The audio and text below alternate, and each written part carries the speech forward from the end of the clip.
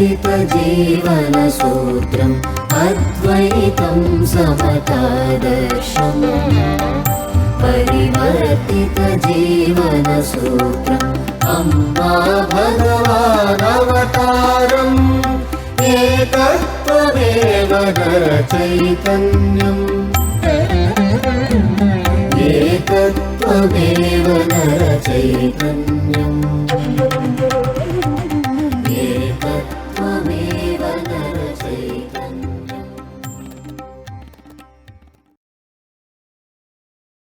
सभी को नमस्ते। श्री भगवान मुक्ति मोक्षा दर्शन की अनुवाद तरगति में आप सभी को हार्दिक स्वागत है। अभी हम प्रार्थना से शुरू करेंगे। ओम सच्चिदानंद परब्रह्मा पुरुषोत्तम परमात्मा श्री भगवती समेत श्री भगवते नमः। श्री भगवती समेत श्री भगवते नमः। श्री भगवती समेत श्री भगवते नमः। श्री भगवते नमः। श्री भगवते नमः।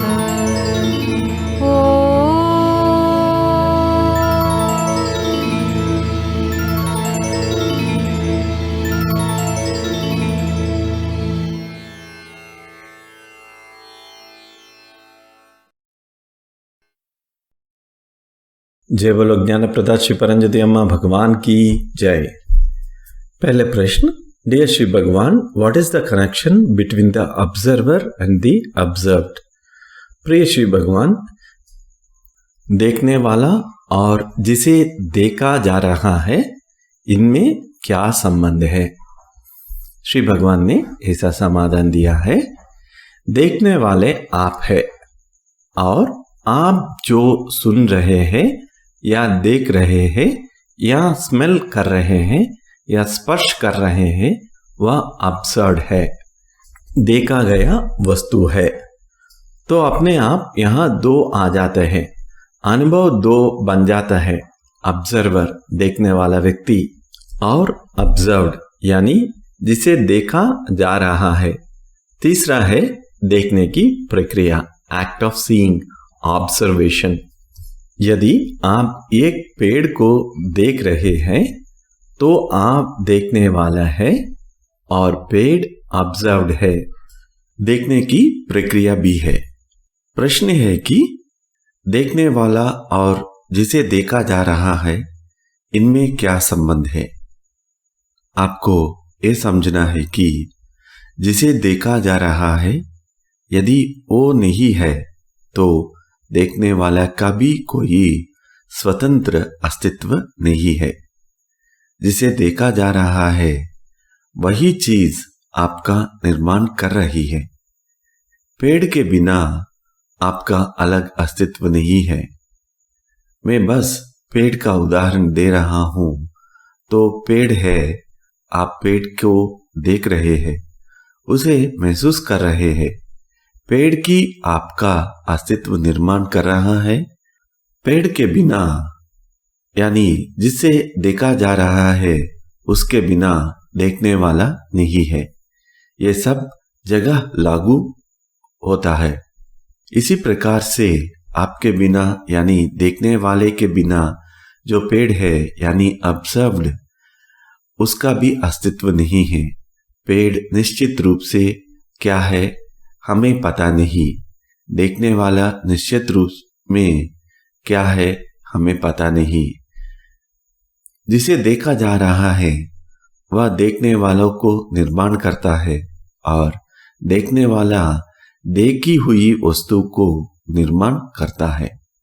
मान लीजिए हमारे बगल में एक कुत्ता या बंदर है, तो वो अपनी देखने की प्रक्रिया द्वारा पेड़ को निर्माण कर रहे हैं। बंदर या गधे का अस्तित्व पेड़ की वजह से आता है। जिसे देखा जा रहा है वह देखने वाले को निर्माण करता है और देखने वाला देखी हुई वस्तु को निर्माण करता है। स्वतंत्र रूप से ये दोनों क्या हैं, हमें कुछ भी अंदाजा नहीं है। जिसे हम अनुभव करते हैं हमें उसका अंदाजा होता है, बस इतना ही है। देखने वाला देखने जाने वाली वस्तु से निर्मित हो रहा है, देखी जाने वाली वस्तु देखने वाले से निर्मित हो रही है। लेकिन चैतन्य की गहरी स्थितियों में यह पूरी यात्रा अपने अंदर और गहराई से जाती है, जहां पर देखने वाला और जिसे देखा जा रहा है ये दोनों पूरी तरह से एक हो जाते हैं। यह एक वास्तविक अनुभव है। तब हम कहते हैं तत्वमसि, मतलब तुम वह हो। तत्वमसि। आप अहम ब्रह्मास्मि भी कह सकते हैं, यानी ब्रह्मन हो, मैं सब कुछ हूं। यह सब होता है जब तीनों एक हो जाता है। तीनों यानी देखने वाला, देखने की प्रक्रिया और जिसे देखा जा रहा है एक हो जाता है।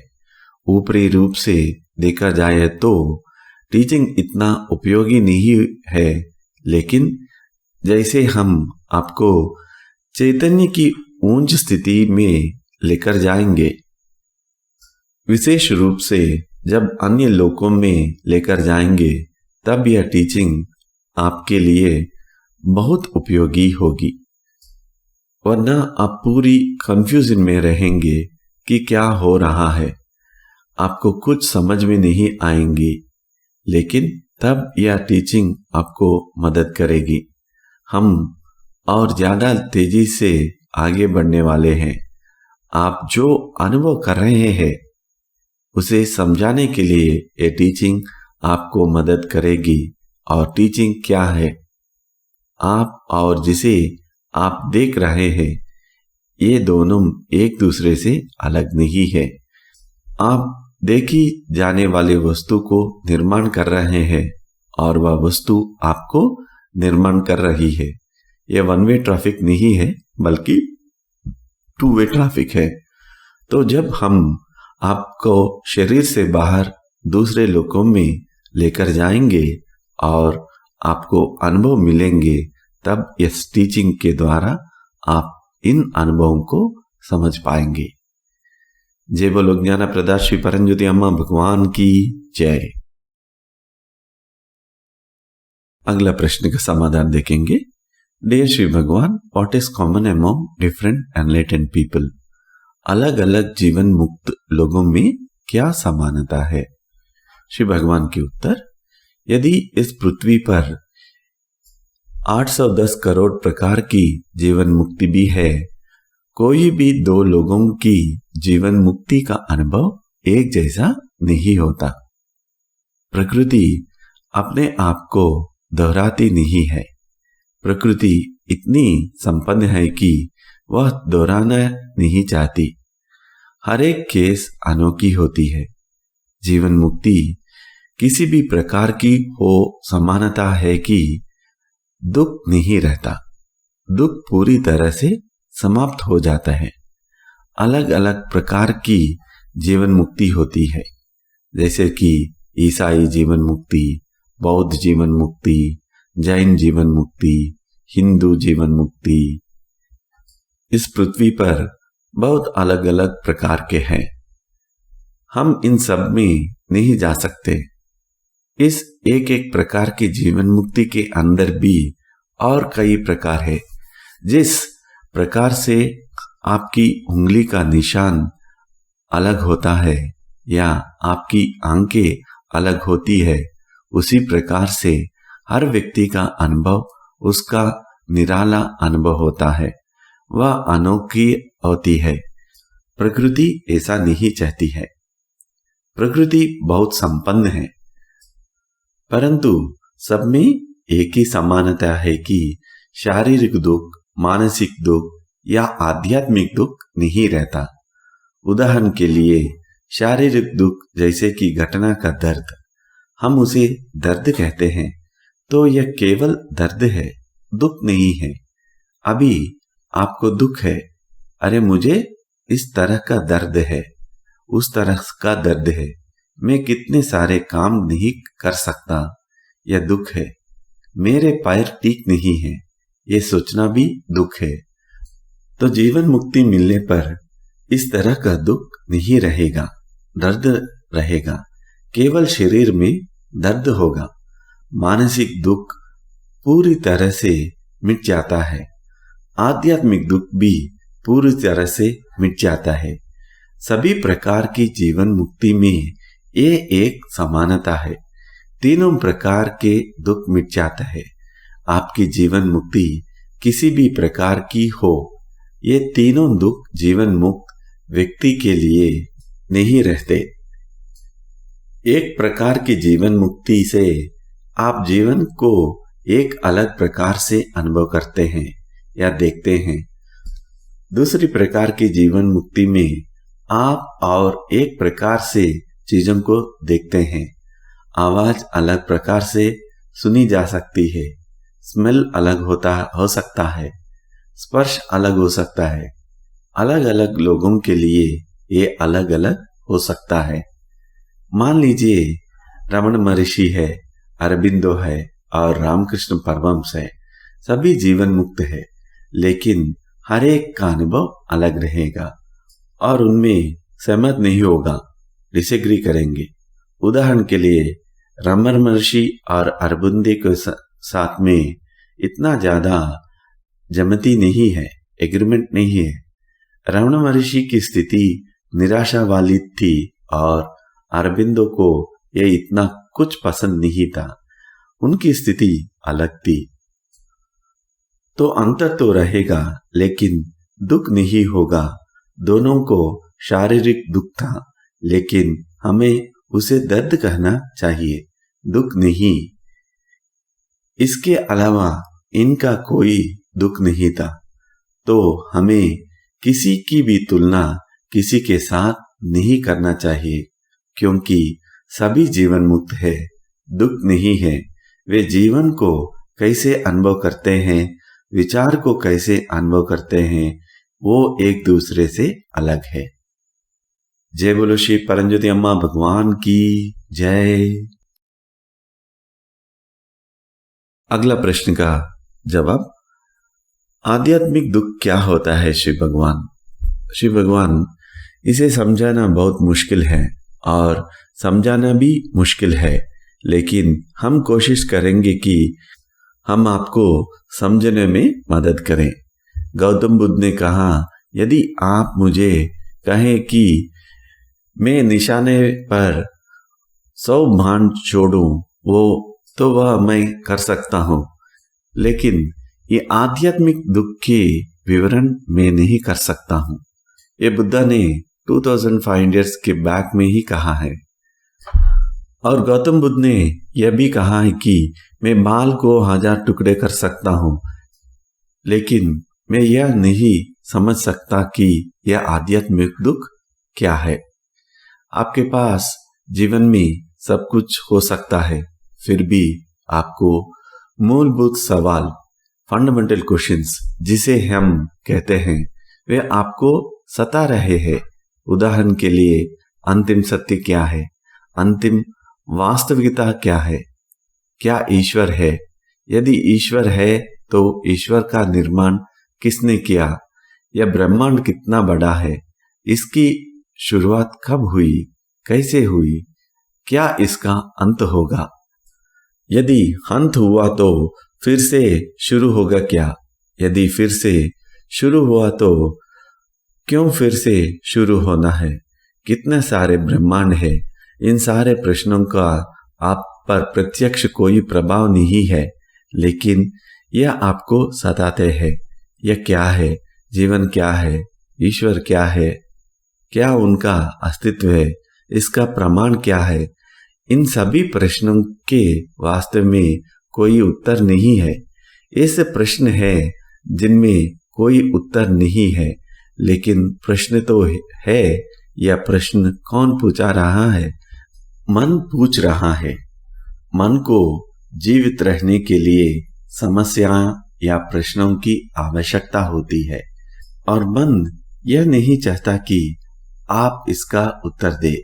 यदि आप एक उत्तर देते हैं तो प्रश्न चला जाएगा, फिर मन को भी जाना पड़ेगा। इसलिए मन ऐसा प्रश्न पूछता है जिसके कोई उत्तर नहीं होते। ऐसे प्रश्नों को फंडामेंटल क्वेश्चंस कहते हैं। यदि ऐसे प्रश्न आपको सता रहे हैं तो आप आध्यात्मिक दुख को अनुभव कर रहे हैं। गौतम बुद्ध का प्रश्न क्या था? अंतिम सत्य क्या है? यह प्रश्न उन्हें सता रहा था। लोग कई सारे कहानियां बताते हैं, लेकिन असली कारण यह है कि अंतिम सत्य जानने के लिए गौतम बुद्ध अपनी पत्नी और नवजात शिशु को, अपने महल को, परिवार को, सब कुछ छोड़ के घोड़े पर सवार कर चले गए। उनके लंबे बाल थे।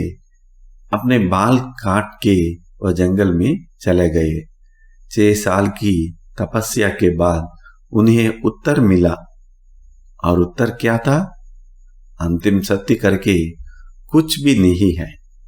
अंतिम वास्तविकता करके कुछ भी नहीं है। उन्होंने उत्तर नहीं पाया, बल्कि उनको यह एहसास हुआ कि अंतिम सत्य या अंतिम वास्तविकता करके कुछ भी नहीं होता, और तब उनको शांति मिली। यह उनकी जीवन मुक्ति थी। उनके अंदर शांति आ गई। उनका अपने आप के साथ द्वंद्व समाप्त हो गया। इसीलिए गौतम बुद्ध कभी भी अनावश्यक प्रश्नों के उत्तर नहीं देते थे। कोई अगर गौतम बुद्ध को पूछते ईश्वर है क्या, वह उत्तर नहीं देते हैं। क्या आपका कहना है कि ईश्वर नहीं है? तब भी उत्तर नहीं देते थे। ऐसे अनावश्यक प्रश्नों का उत्तर वह नहीं देते थे। उनकी समस्या या मूलभूत प्रश्न था कि अंतिम सत्य या अंतिम वास्तविकता क्या है। और सरल शब्दों में कहना हो तो मान लीजिए एक बड़ा सा कमरा है और उसे कमरे को चाबी से खुला जा सकता है। कहते हैं कि कमरे के अंदर मिस वर्ल्ड है, तो दरवाजा खोल के अंदर जा सकता है और मिस वर्ल्ड को शादी कर सकता है। बहुत सारे लोग, खासकर के युवा, वहां पर इकट्ठा हुए और बड़ी लाइन लगा दी दरवाजा खोलकर मिस वर्ल्ड के साथ शादी करने के लिए। सब लोग चाबी लेकर कोशिश कर रहे थे, लेकिन किसी से भी दरवाजा खुला नहीं।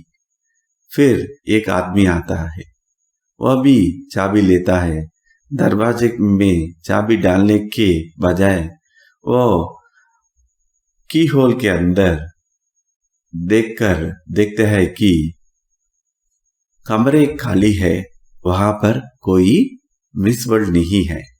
इसलिए उसके अंदर वो संघर्ष समाप्त हो जाता है। वह आंतरिक शांति को महसूस करता है। वह संतुष्ट हो जाता है। अंदर मिस वर्ल्ड नहीं है। सभी लोगों का संघर्ष यह था कि वे दरवाजा खोले और मिस वर्ल्ड से शादी करें। गौतम बुद्ध भी ऐसी ही स्थिति में थे। जानना चाहते हैं कि अंदर क्या है। 6 साल तक लगातार कोशिश करते रहे। वे 64 गुरु के पास गए और उनसे शिक्षा प्राप्त की। अलग अलग प्रकार का ध्यान किया। जो भी किया इस प्रश्न का उत्तर पाने के लिए ही किया। उन्हें यह समझ में आया कि उत्तर तो है ही नहीं, उत्तर को ढूंढना संभव नहीं है। तो आध्यात्मिक दुख के बारे में इतना ही बात कर सकते हैं। आपको यदि यह दुख है तो जब हम आपको दूसरे लोक में लेकर जाएंगे तब आपको पता चलेगी कि आप जिस विश्व को देखते हैं और जो आप सोचते हैं यह विश्व है, वास्तव में दोनों बहुत अलग है। यह केवल एक ब्रह्म है। पूरा ब्रह्मांड, तारामंडल, सभी ग्रह जो भी है वो केवल एक ब्रह्म है। तब आपका पूरा दृष्टिकोण बदल जाएगा। उस समय पर यह टीचिंग आपको मदद करेगा। जय बोलो ज्ञान प्रदाता श्री परमज्योति अम्मा भगवान की जय। अगला प्रश्न का जवाब। प्रश्न।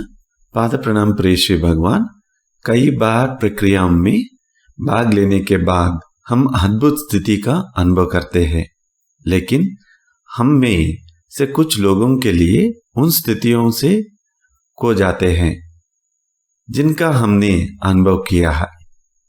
वे हमारे साथ क्यों नहीं रहते? इतना उतार चढ़ाव क्यों? क्या यह कुंडली या सामूहिक चेतना के कारण है? स्थिति को बनाए रखने के लिए हमें क्या करना चाहिए? धन्यवाद श्री भगवान।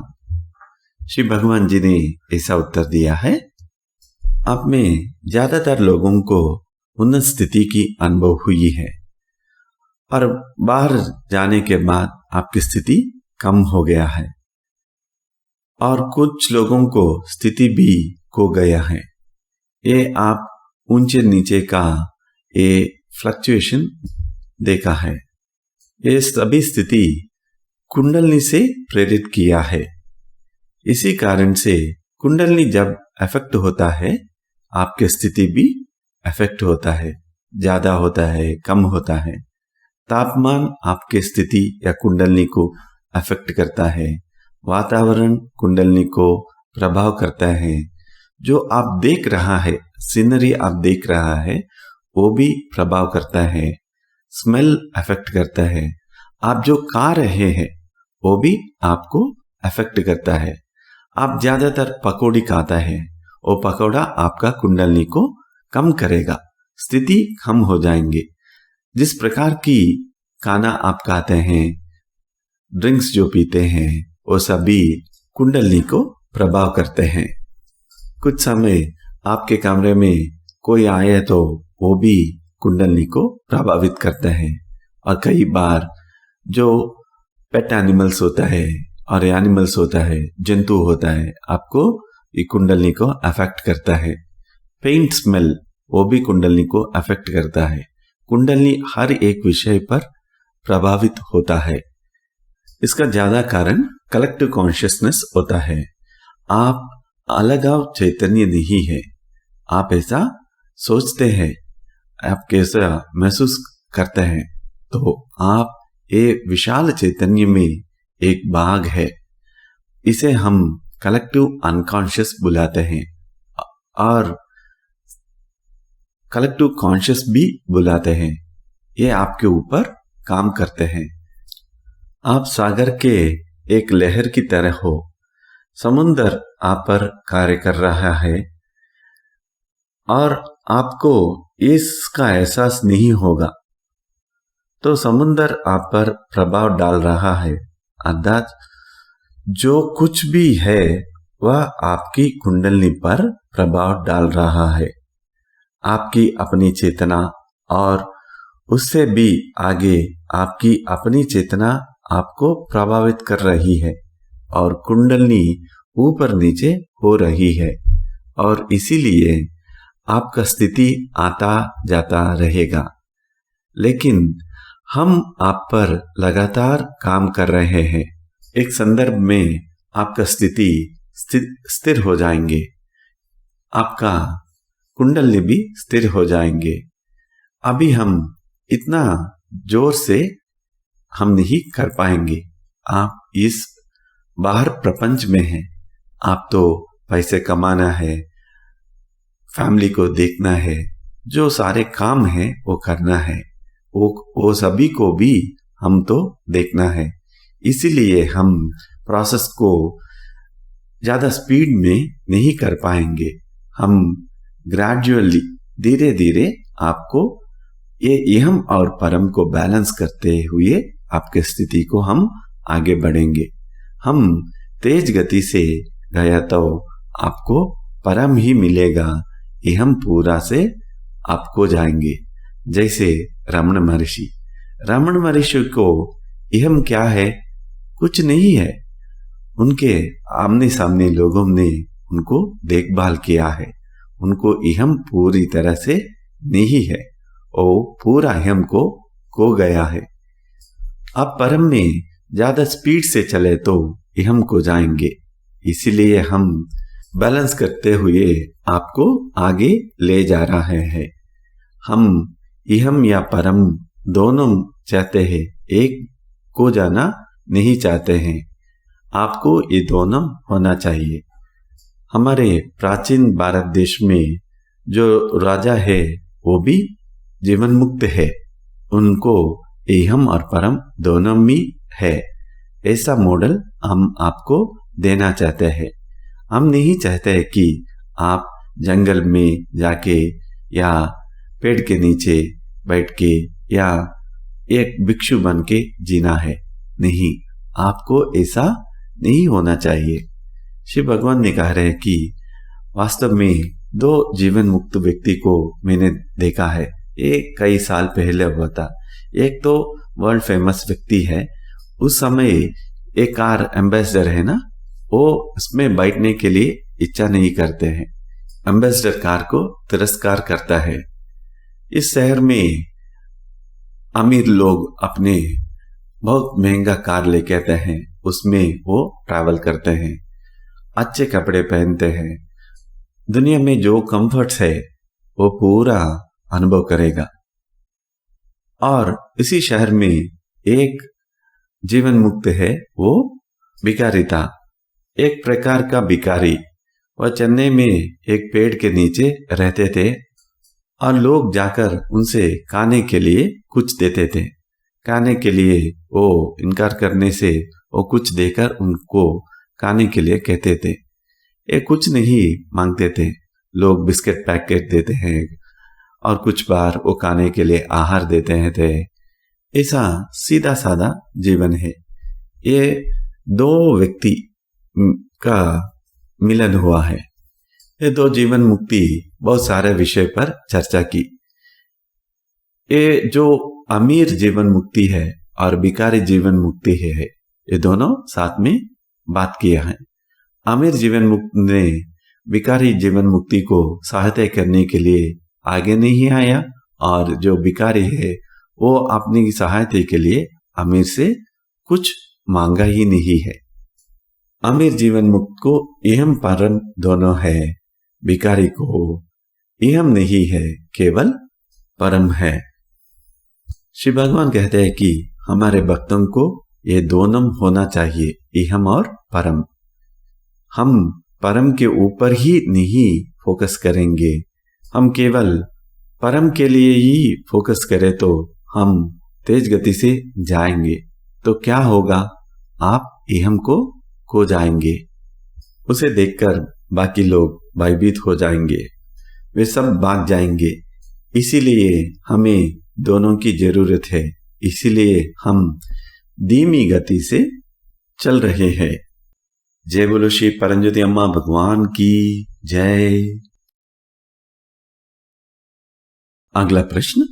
पाद प्रणाम श्री भगवान, एक सच्चे आध्यात्मिक साधक कौन है? यदि एक कोच सेल्फ है, मैं की भावना है, तो कोई मुक्त कैसे बन सकता है? श्री भगवान जी ने ऐसा उत्तर दे रहे हैं। लोग मुझे कई बार एक प्रश्न पूछा है, हु एम आई, मैं कौन हूं? श्री भगवान ने कहा, आप कोई नहीं है बल्कि एक सेप्टिक टैंक है। आपके अंदर क्या है? आप एक सेप्टिक टैंक है। आप ये देखना है। क्या देखना है? आप एक सेप्टिक टैंक है। आपके अंदर ईर्ष्या है, आपके अंदर क्रोध है, आप भय है, आप फ्रस्ट्रेशन है, आप मूल्यांकन करते हैं, आप उदास है, आपके पास हर प्रकार की भयानक चीज है। इसीलिए हमने कहा है कि आप एक सेप्टिक टैंक हो। मैं इस समय पर यह नहीं कहूंगा आप तत्वमसि या अहम ब्रह्मास्मि। मेरा सीधा समाधान आप एक सेप्टिक टैंक है। आप ये देख सके तो आप आध्यात्मिक व्यक्ति हो। आप आध्यात्मिक व्यक्ति है, इसीलिए आपके अंदर ये सेप्टिक टैंक को देखा सका है। रामकृष्ण परमहंस जैसे व्यक्ति आने वाले भक्तों की सेवा करता था। वह कहते थे कि मैं अपने अहंकार से बचाव कर रहा हूं।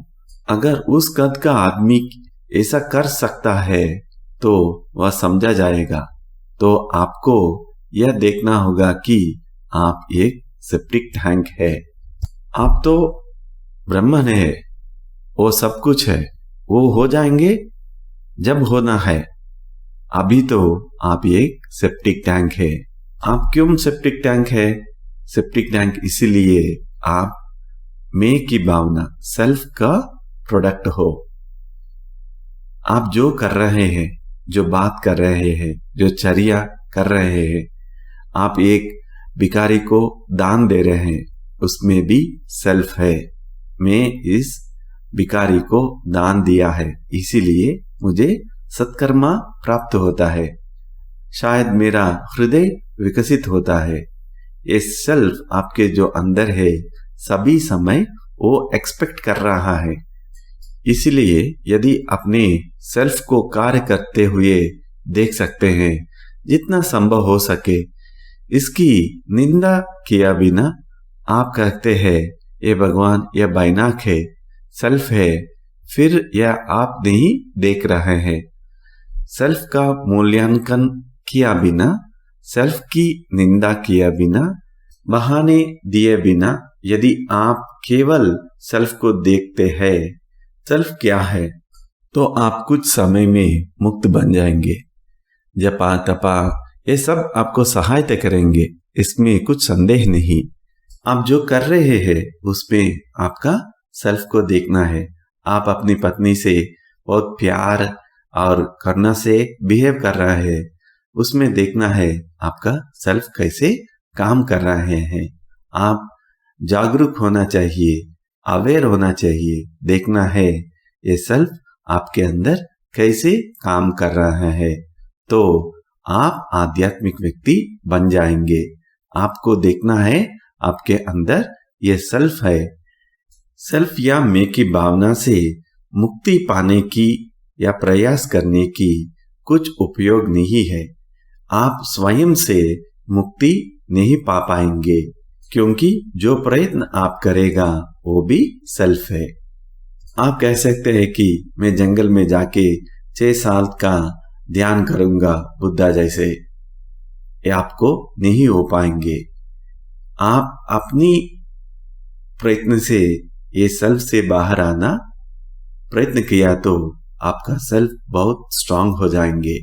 आप कभी भी इस सेल्फ से मुक्ति नहीं पाएंगे। इस सेल्फ की मुक्ति एक संभावना है, इट्स एन हैपनिंग। ये अचानक हो जाएंगे। जैसे आप एक कप कॉफी पी रहे हैं या रोड में चल रहे हैं, आपको ये मुक्ति हो जाएंगे। श्री भगवान ने कह रहे हैं कि हमें 2 महिलाओं की मुक्ति स्थिति पर जानकारी है। ये महिला दान कूट रही थी, उन्होंने चूड़ियों की आवाज सुनी। उन चूड़ियों की आवाज सुनते ही वो मुक्त बन गया है। महिला बहुत फेमस था। कोई भी चीज आपको जीवन मुक्त बना सकती है। और एक घटना में एक महिला एक ऋषि के सामने गया है और ऋषि उनके ऊपर थूक दिया और वह महिला तुरंत जीवन मुक्त बन गया। कुछ भी हो सकता है।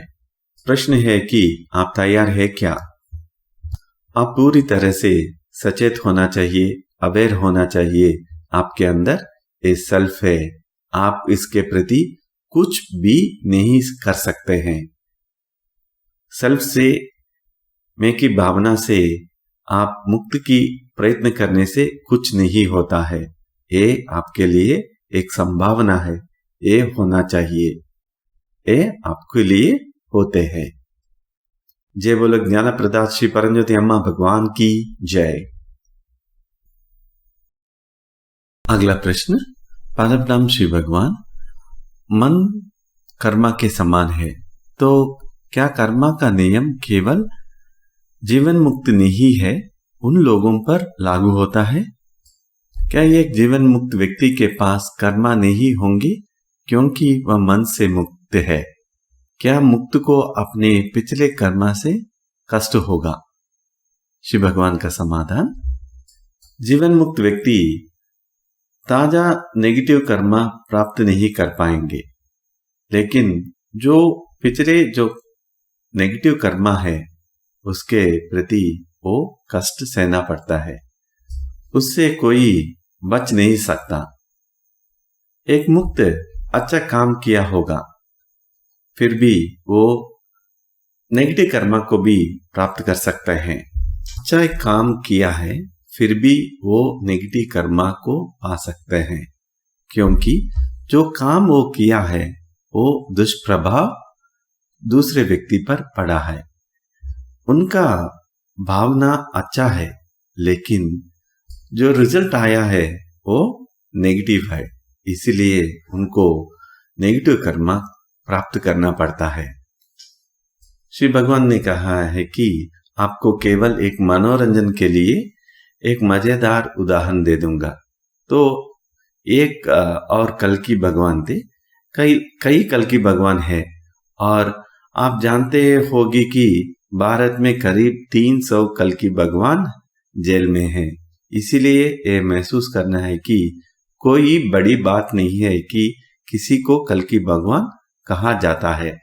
मैंने कभी खुद को कल्कि भगवान नहीं कहा, लेकिन यह नाम मुझ पर हावी हो गई। मैं चाहे या ना चाहे लोग मुझे कल्कि भगवान ही कहते हैं। मैं भी उससे सहमत हो गई।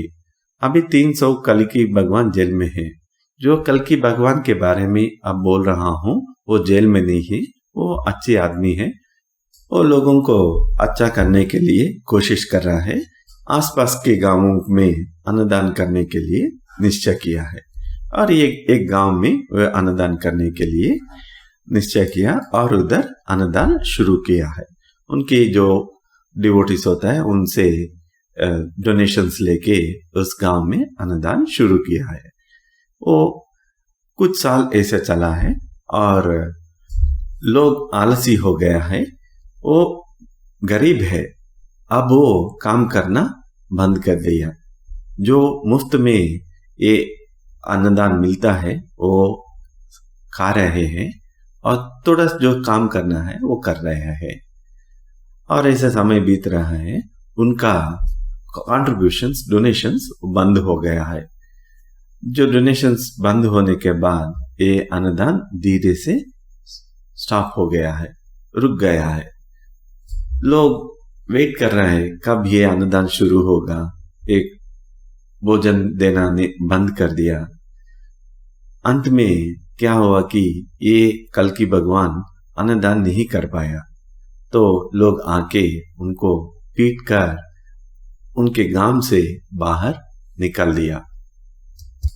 गांव वाला ने कहा, आपने हमें बिगाड़ दिया है, आपको हमारे लिए कुछ बेहतर करना चाहिए था। आपने बस हमें खाना खिलाया, आपने हमें खिलाया और इस तरह आपने अपने अहंकार को खिलाया था। वे बहुत होशियार थे। गांव वाले ने कहा, हम लेजी हो गया है और गांव से इस कल्कि भगवान को निकाल दिया है। हमें ये पता नहीं है कि ये कल्कि भगवान जीवन मुक्त है या नहीं, परंतु ये गांव वालों को अन्नदान दिया है। अंत में क्या हुआ, उसका प्रभाव क्या है?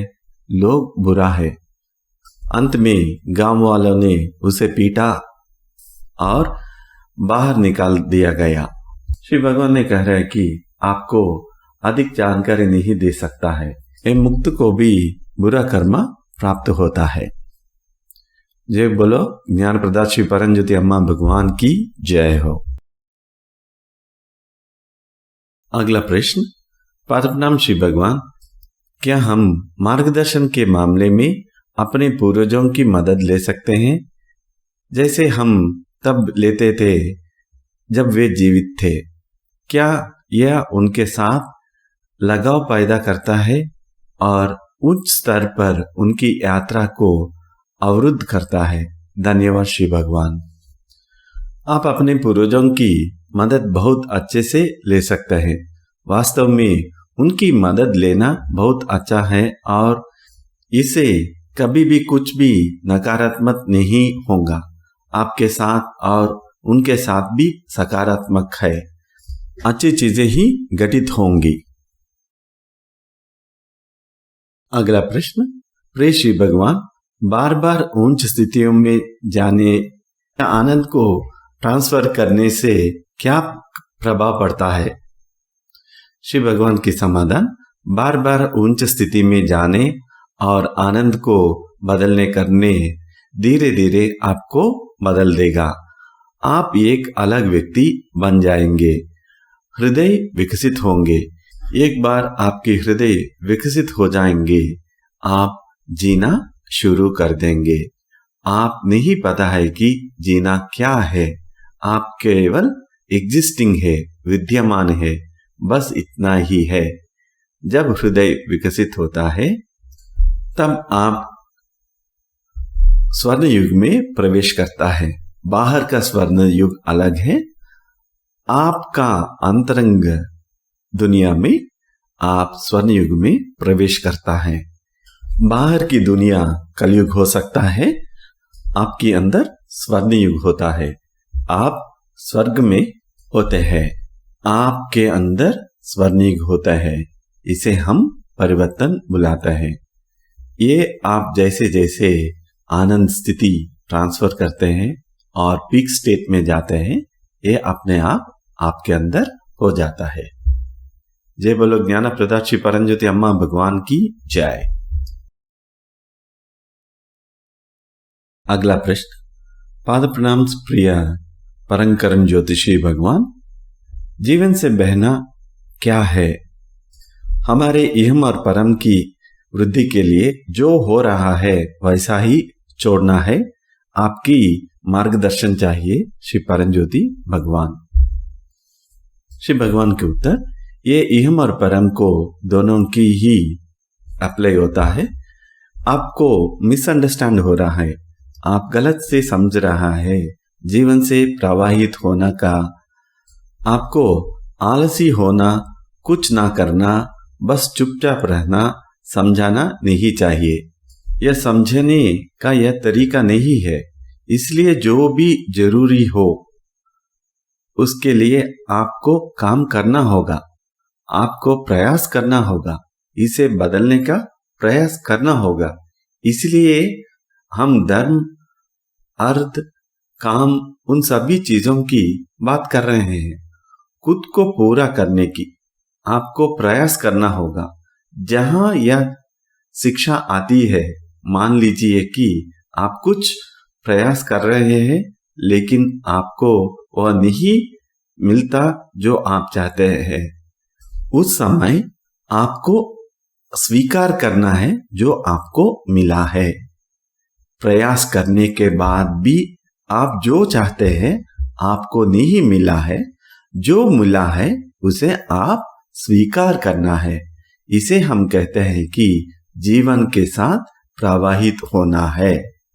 आप जो चाहे वो नहीं हुआ है, जो हुआ है उसके बिना आप कुछ नहीं कर सकते हैं। इसलिए जो हुआ है, जो मिला है, उसे आप स्वीकार करना है। आपका संघर्ष बंद करना है, आप रोना बंद करना है, आप स्वीकार करना है। यही है जो प्रयास कर सकते हैं, तब तक आप प्रयत्न कर सकते हैं, उस तक आप प्रयत्न करना है। प्रयत्न करने के बाद उसका परिणाम अलग आया है, उसे स्वीकार करना है। यह इहम और परम में काम करता है, यह दोनों क्षेत्रों में लागू होता है। जय बोलो ज्ञान प्रदा श्री परमज्योति अम्मा भगवान की जय। अगला प्रश्न, प्रिय श्री भगवान, अगर हमें ईश्वर का एहसास हो जाए तो क्या होगा? श्री भगवान की समाधान, यदि तुम्हें यह एहसास हो गया कि क्या होगा, यदि तुम्हें भगवान का एहसास हो गया तो भगवान ही वहां है, आप वहां नहीं होंगे। बस इतना ही। ईश्वर तब तक होता है कि जब तक आपकी ये अलग भावना होते हैं।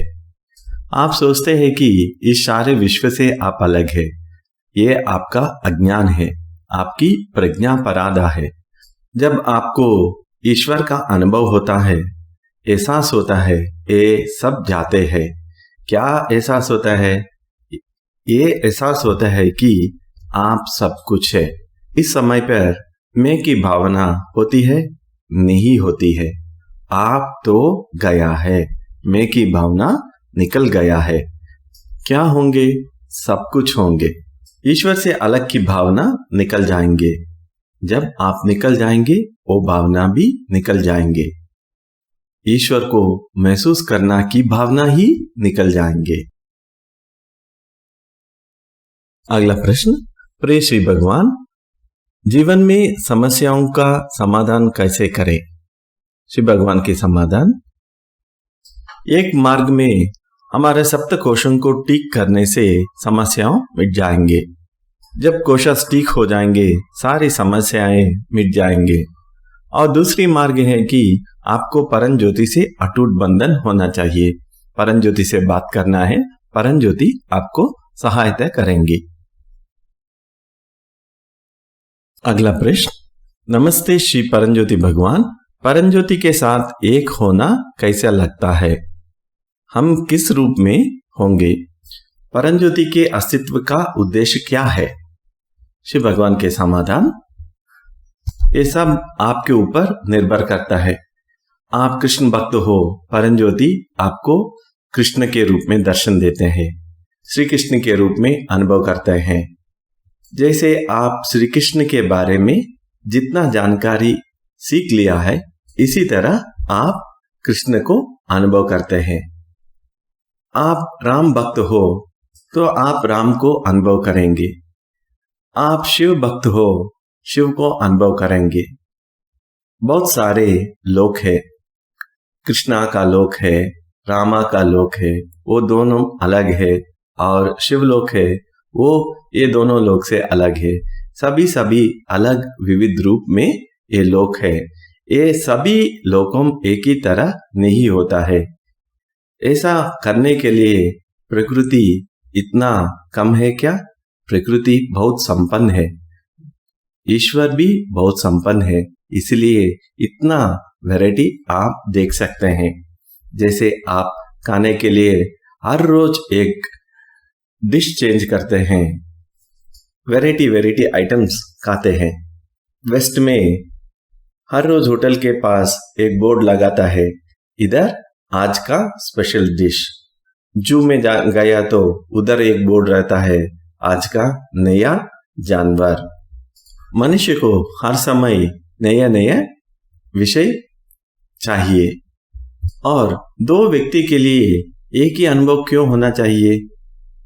वास्तव में दो व्यक्ति एक ही व्यक्ति है, दो व्यक्ति के रूप में आकर अनुभव लेना चाहते हैं। श्री कृष्णा ने उनका अनुभव दे देंगे और जीसस क्राइस्ट उनका अनुभव दे देंगे। मुसलमान उनकी अनुभव करेंगे। अनुभव अलग अलग होते हैं, हमें परम करण ज्योति कहते हैं। इसीलिए इस तरह की सारे अनुभव हमें मिलते हैं। ये सभी अनुभव अभी लोगों अनुभव करते हैं। भक्तों ने ये अनुभव को प्राप्त कर रहे हैं। क्या प्राप्त करेंगे? तो आप कृष्ण भक्त या राम भक्त या क्राइस्ट भक्त हो तो आप इन सभी अनुभवों के पीछे आपको मालूम पड़ता है कि परम करण ज्योति है। इसीलिए श्री भगवान कहते हैं कि वेस्ट में हम ग्रेट कंपैशनेट लाइट बोलते हैं, भारत देश में परम ज्योति करके बुलाते हैं। श्री भगवान ने पूछ रहे हैं, किसने परम ज्योति को प्रमोट किया है? रामलिंग स्वामी। रामलिंग स्वामी पहले मुरुगन की भक्त है, वो बहुत करीब भक्त है। इसके बाद वो शिव भक्त हो गया है और इसके बाद परम ज्योति के पास गया है। जब शिवा के भक्त है, शिवा रामलिंग स्वामी की गोद में सोते हैं, इतना अटूट बंधन है, इतना क्लोज भक्त है। उनके समय में रामलिंग स्वामी एक कोर्ट केस सामना करना पड़ा है, क्योंकि वो सभी हिंदू देवी देवताओं को इनकार कर रहे हैं। एक केस उनके ऊपर फाइल हो गया है, उसमें कुछ हुआ नहीं, परंतु वो केस के लिए कोर्ट में जाना पड़ा। जब वे कोर्ट में प्रवेश किया, जज उठकर नमस्कार किया और जो उनके ऊपर केस लगाया उस व्यक्ति को डांटा और केस को डिसमिस कर दिया है। रामलिंग स्वामी ने चाहा कि सभी परंज्योति के पास आना है। इसमें वो बहुत तेजी से चला गया है। उसी समय में उन्हें स्वीकार करना बहुत कष्ट पड़ा है। अब तो हम स्टेप बाय स्टेप चल रहा है। आपको इससे खुशी है तो कोई भी रूप में आप रुक सकता है। भगवान को ऐसा ही आप बंधन लगा सकता है। रामलिंग स्वामी पहले मुर्गा को देखा है, उसके बाद शिवा को देखा है, उसके बाद परंज्योति के पास आ गया है। परंज्योति का उद्देश्य क्या है? परंज्योति क्यों अस्तित्व में है? क्योंकि आप और हम है वहां है। ये सभी मनुष्यों की एकता है जो परंज्योति है। इसलिए मैंने कहा कि ये शरीर की कणों की तरह है, बॉडी सेल्स जैसा है। हम नर हैं और ये नारायण है। ये स्वतः अस्तित्व में आ जाता है। आप है तो वो भी है। वो किसकी चिंता में है? हमारी चिंता में है, हमारी देखभाल की चिंता में है, हमारे बारे में चिंता है, हमारे कल्याण, हमारी खुशी, हमारे मुक्ति के बारे में चिंतित है। ये इसकी चिंताएं हैं, हमारे अलावा किसी और की चिंता नहीं है। जय बोलो ज्ञान प्रदात श्री परंज्योति अम्मा भगवान की जय। अगला प्रश्न, प्रिय श्री भगवान, मैं अपना व्यक्तिगत भगवान को कैसे बनाऊं? श्री भगवान के समाधान, आप व्यक्तिगत भगवान के अलावा और कुछ नहीं सृष्टि कर सकते हैं। जब आप सृष्टि करने के लिए तैयार होता है, आप तो है, ये है व्यक्तिगत है। आप व्यक्तिगत भगवान के अलावा और कोई ईश्वर को सृष्टि नहीं करते हैं, क्योंकि जब ईश्वर की सृष्टि करते हैं आप तो वह व्यक्तिगत है। आप उसे कुछ भी मीनिंग दे सकते हैं। ईश्वर को रूप नहीं है, निराकार बोल सकते हैं, वो भी आपका व्यक्तिगत भगवान होता है। और ये भी कह सकते हैं कि मैं निराकार ईश्वर को आराधना करूंगा। वो निराकार ईश्वर परम ज्योति बन जाएंगे। ज्योति को कुछ आकार भी नहीं होता है, फिर भी ये आपका व्यक्तिगत दैव होता है। आप कोई भी रूप को चुन सकते हैं, रामा का, कृष्णा का, शिवा का, कोई रूप को आप चुन सकते हैं। उस रूप आपको व्यक्तिगत हो जाएंगे। ऐसा ही आपका व्यक्तिगत भगवान होता है। थ्योरेटिकली आप इम्पर्सनल गॉड, अवैधिक ईश्वर की बारे में बात कर सकते हैं। जब आपकी भगवान होता है तो आप ये व्यक्तिगत भगवान भी मान सकते हैं। किसी की रूप धारण कर सकते हैं या निराकार भी हो सकता है, कुछ भी आकार या निराकार हो सकते हैं। अगला प्रश्न, पादप्रणाम श्री परमज्योति भगवान। श्री भगवान, ऐसा क्यों है कि हमारी कई हायर प्रोसेस में, होम या पूजा में हमें कहा जाता है आप श्री परमज्योति अम्मा भगवान आपके अंदर आएंगे, जबकि परमज्योति अम्मा भगवान पहले से ही हमारे अंदर श्री भगवान है।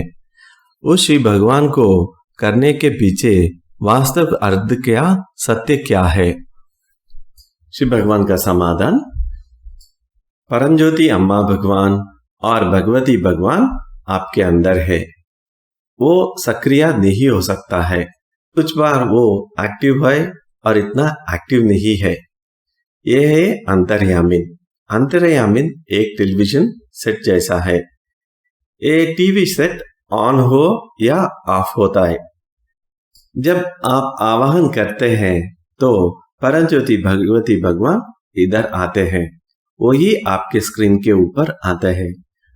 आप श्री कृष्ण को आवाहन किया तो वो स्क्रीन पर आता है। आप आपकी पूर्वजों को आवाहन करें तो वही आपके स्क्रीन के ऊपर प्रत्यक्ष होता है। जब वो लोग इस स्क्रीन पे ऊपर आते हैं, आपको वो कुछ देने के लिए तैयार होता है। सभी देवी देवता एक जैसा नहीं दे सकता है।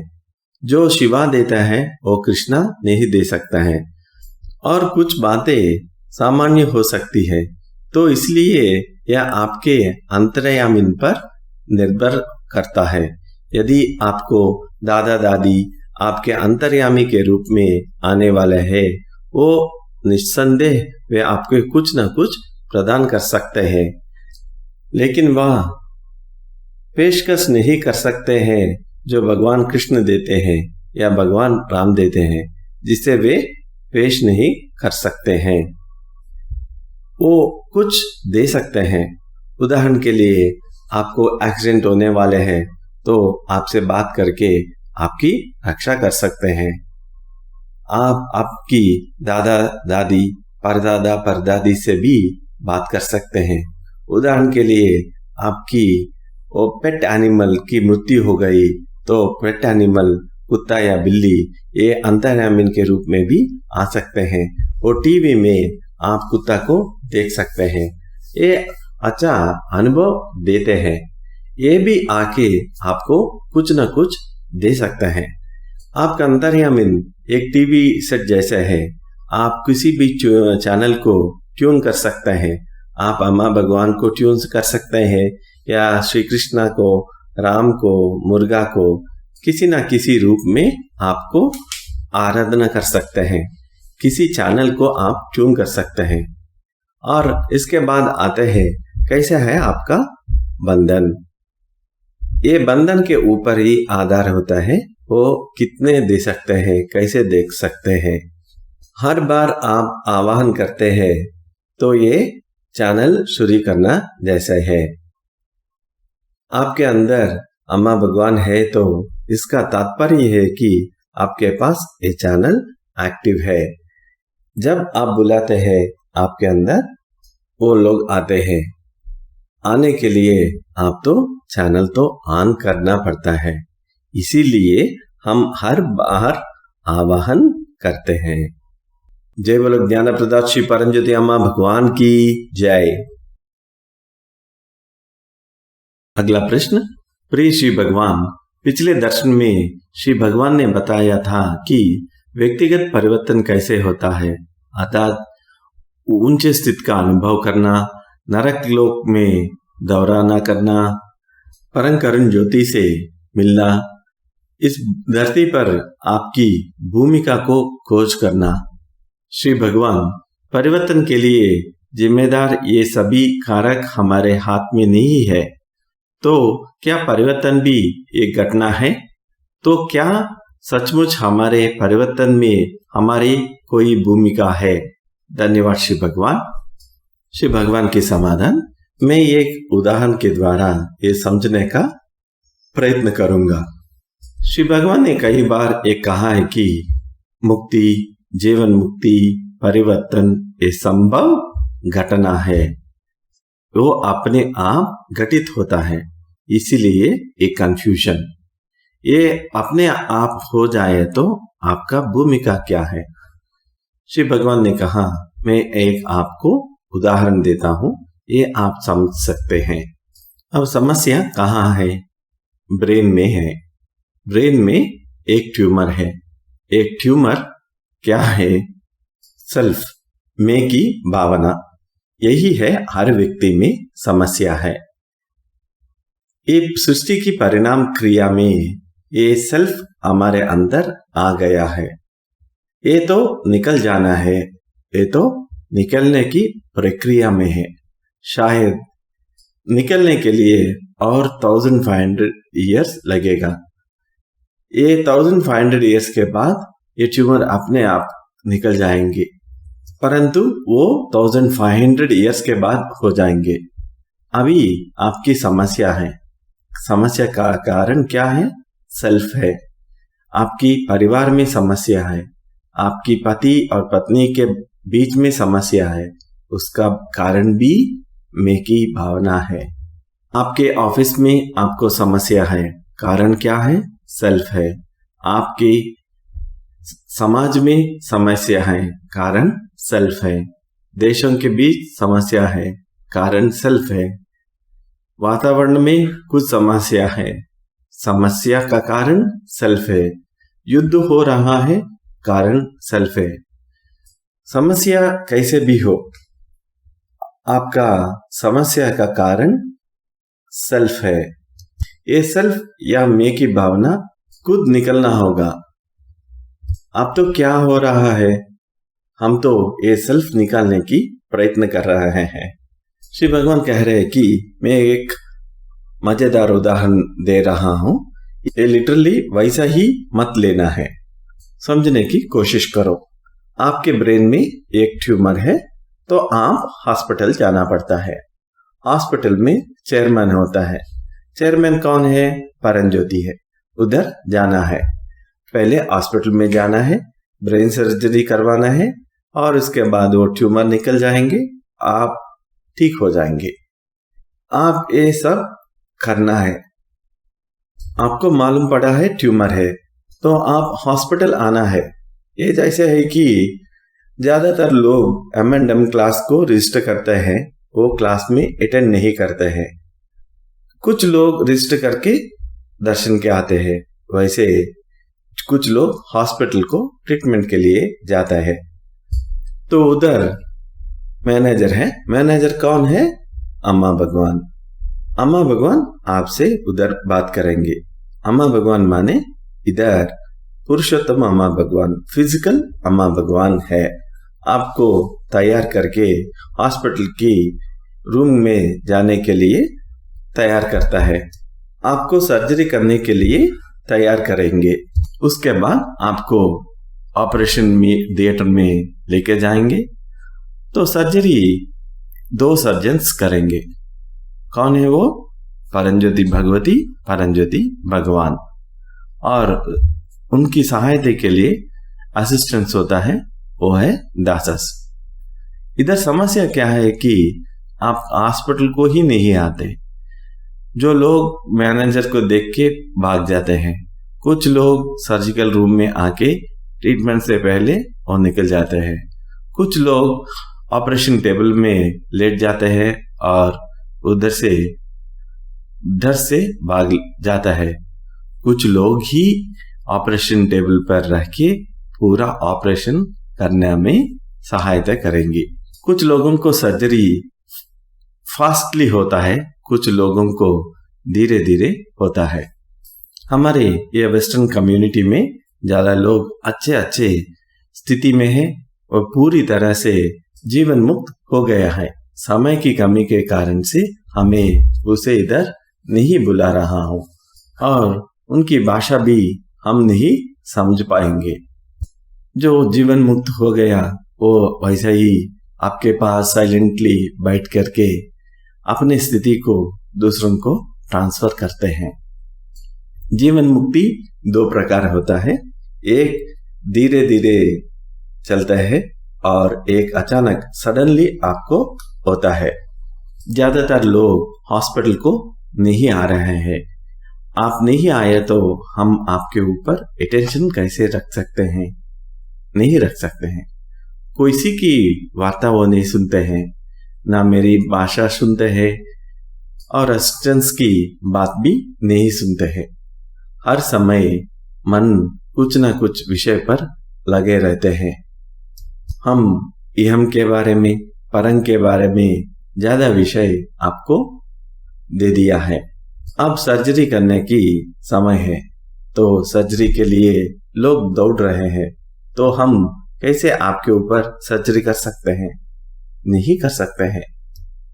अब तो जीवन में जो समस्या आ रहे हैं आप उसे मैनेज कर रहे हैं। श्री भगवान कह रहे हैं कि हम इधर अटक गया है, आगे नहीं जा पा रहे हैं। और एक समस्या है कि आपकी ऐसी समस्या के कारण जेनेटिक प्रॉब्लम भी है, जो जीन्स में है वो भी कारण है आपको सेल्फ को निकालने में बहुत कष्ट सहना पड़ता है, सामना पड़ता है। सौभाग्य की बात है कि मस्तिष्क में जो प्रोविजन है, यदि हम 81,000 तक रीच हो गया तो, पहुंच हो गया तो, वो मुक्त बन गया तो अचानक सभी के लोगों के मन में भी ये बदलाव आएंगे। सभी लोगों के ब्रेन में सेल्फ, वो ट्यूमर है जो कह रहा हूं, वो अंतर्धान हो जाएंगे, निकल जाएंगे। ये सर्जरी तो समय पर होना चाहिए। समय पर नहीं हुआ तो मानव जाति का अंत होता है। इसके बाद सर्जरी की जरूरत भी नहीं है। मनुष्य अपने आप नष्ट कर रहा है। आज का मनुष्य का रीति ये हो गया है कि वो विनाश की ओर जाना चाहता है। हमारे प्रपंच में देखिए कितना युद्ध हो रहा है, एक दूसरे को विनाश कर रहा है। हम इतना प्रयत्न करके 81,000 तक जाना चाहते हैं, ये बहुत बड़ा प्रॉब्लम हो चुका है। वेरी डिफिकल्ट उधर तक पहुंचना है। इहम के लिए लोग तैयार है, परम के बारे में बात किया तो वो भाग रहे हैं। क्या कर सकते हैं? कुछ लोग ही परम के लिए तैयार है, बहुत कम है। इसीलिए हम 81,000 तक हम नहीं पहुंच पा रहा हूं। ये सत्य है। हमारा M&M क्लास ही एक उदाहरण है। कितने लोग रजिस्टर किया है और कितना अटेंड कर रहे हैं, ये नंबर्स आप देख सकते हैं। आप तो सर्जन नहीं है, आप अपने ऊपर सर्जरी नहीं कर पाएंगे, फिर भी आप सर्जरी टेबल तक आने के लिए इनकार कर रहे हैं। आप तो हॉस्पिटल आना है, मैनेजर को देखना है, सर्जिकल रूम में जाना है, उसके बाद ऑपरेशन थिएटर में आना है, उसके बाद सर्जरी होता है। ये सभी आप करने के लिए तैयार नहीं है। नहीं है तो हम कैसे आपको मुक्ति दे सकते हैं? इधर ही हम अटक गया है। जय बोलो ज्ञान प्रदाता श्री परमज्योति अम्मा भगवान की जय। अगला प्रश्न। पाद प्रणाम प्रिय श्री भगवान। मुक्ति एक न्यूरोबायोलॉजिकल बदलाव है, वे अनुग्रह के द्वारा ही होता है, तो क्यों वो इतना कठिन हो रहा है? वो तुरंत नहीं हो रहा है, जैसे हमें बहुत सारे चमत्कार पाया है। ये चमत्कार जैसा ये मुक्ति क्यों नहीं हो रहा है? श्री भगवान का समाधान।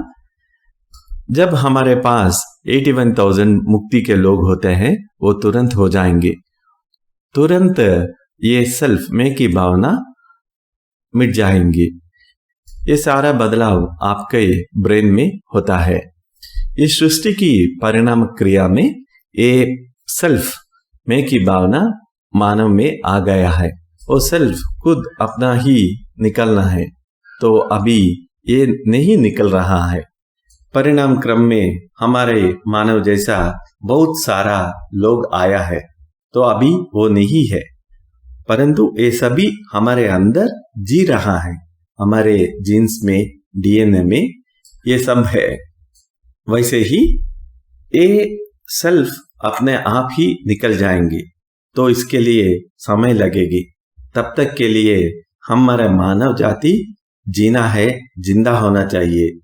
अभी हमारे पास 81,000 लोग है, तो तुरंत मानव के मस्तिष्क में बदलाव आएंगे।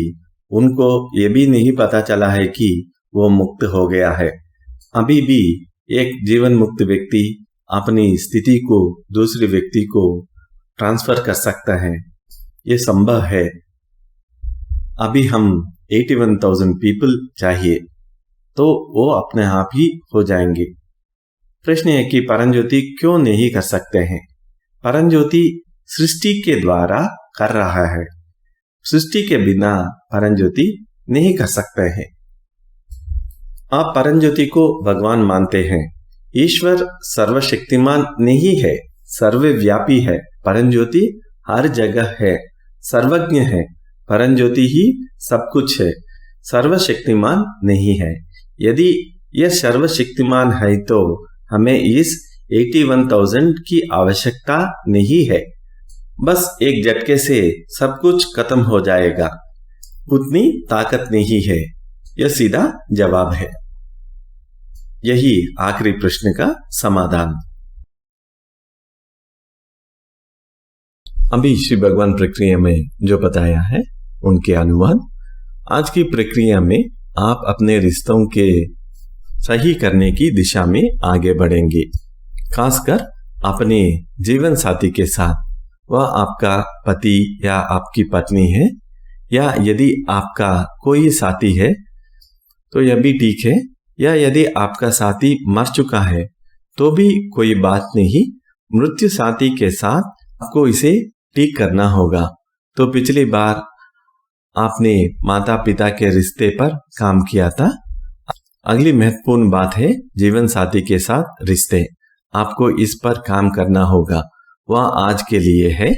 इससे हमें परिवर्तन की राह पर बहुत तेजी से आगे बढ़ने में मदद मिलेगी। अब हम परिवर्तन पर अधिक से अधिक ध्यान केंद्रित करेंगे। इसे बहुत अच्छी तरह से गठित करने के लिए आपको सबसे पहले इन दो रिश्तों को सही करना होगा, माता पिता का रिश्ता और जीवन साथी का रिश्ता। पति पत्नी का रिश्ता भी काफी चुनौतीपूर्ण होता है। यह आसान दिखता है, लेकिन यह काफी चुनौतीपूर्ण है। आपको उस पर काम करना होगा।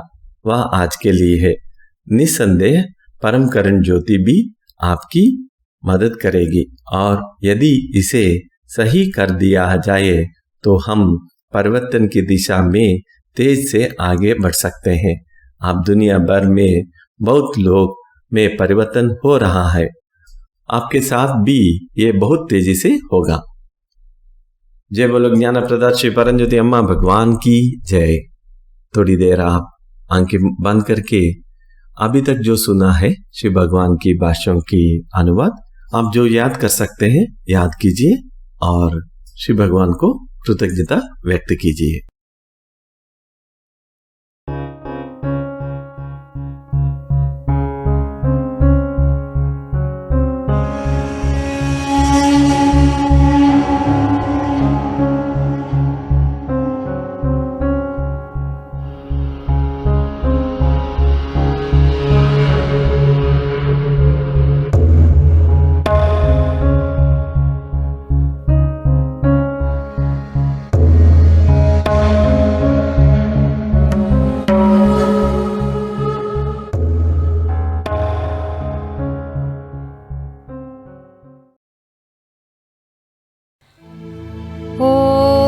सच्चिदानंद परब्रह्मा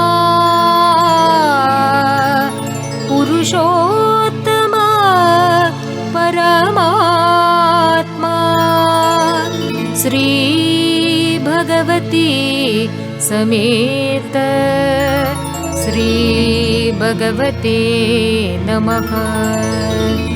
श्री भगवती समेत श्री भगवते नमः। श्री भगवती समेत श्री भगवते नमः। श्री भगवते नमः। श्री भगवते नमः।